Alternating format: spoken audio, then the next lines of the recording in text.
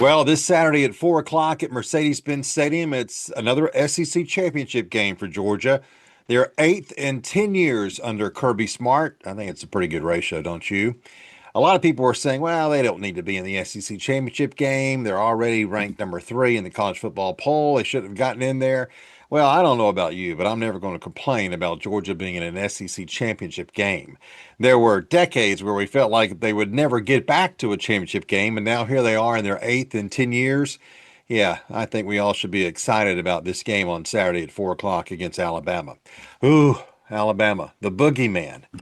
It's been a problem for Georgia. We all know that, but this might be a little bit different. First of all, look, I'm glad Georgia is playing Alabama and not Ole Miss. I did not want to play Ole Miss for a second time because Georgia won that first matchup, whereas, well, they lost the first matchup between Alabama, and of course, it was only by 3 points. And if they'd have kicked that field goal instead of going for it on fourth down there late in the game or in early part of the fourth quarter, they may have won, but they didn't.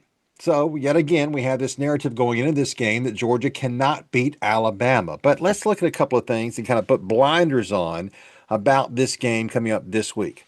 First of all, Alabama can't run the football. They've had trouble all year long. They had trouble going into the first game against Georgia. They didn't run the ball very well that game because Jam Miller, their running back, had been out for the first 3 games of the season. And now Jam Miller is hurt again. He got hurt last week against Auburn. He's not going to play this week against the Bulldogs. So we don't know what their offense is going to be, but their running game is a very big question mark. And at the same time, Georgia is running the ball very effectively. They've gone from, of course, at the bottom of the SEC last year in rushing yards per game to the top. They're near the top, and they've really done a good job of running the football with Nate Frazier having a great, great year, and he seems to be getting better. Remember, Nate Frazier had that fumble against Alabama, and they took him out. That's why Chauncey Bowens was able to come in and do so well, have his best game of the year against the Crimson Tide. Well, Chauncey Bowens was held out of the game last week against Georgia Tech because of a foot injury, even though he had practiced for most of last week, mainly because they wanted him in case they had to play Alabama or whomever in the SEC championship game. So now Georgia has Nate Frazier, a very improved player over the last course of the season, and Chauncey Bowens ready to run the football. So if Georgia can outrush Alabama, I like their chances. Of course, it's going to come down to the two quarterbacks as well. Ty Simpson, who has really struggled in the last several games for Alabama, probably because he hasn't had a running game. And we know that in the first game, he had a very good first half against Georgia, but struggled in the second half. Now, Gunnar Stockton did not play very well last week against Georgia Tech, but there was also uncertainty because of the line of scrimmage.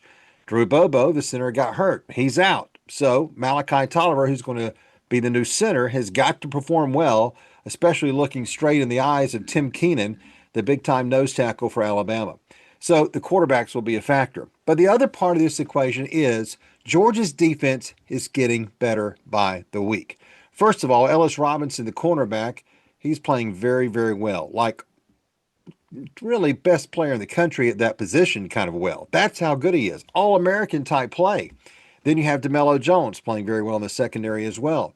The linebackers, of course, with C.J. Allen back last week after the injury, playing well. And the line of scrimmage may be getting better by the week as well. So this defense that held a very good offensive team in Georgia Tech to only a couple of field goals is obviously playing very, very well. So what does that mean? Well, who knows? I mean, look, this is a big game. A huge spotlight on the game, so you never can predict it fully. But there seem to be a lot of advantages in Georgia's favor, especially the fact that they can run the football and Alabama can't. But look, it's time for Georgia to get past this little boogeyman for Alabama. Yes, Kirby Smart 1-7 against his former employer since taking over as the Georgia head coach, with that one win being the national championship win in Indianapolis.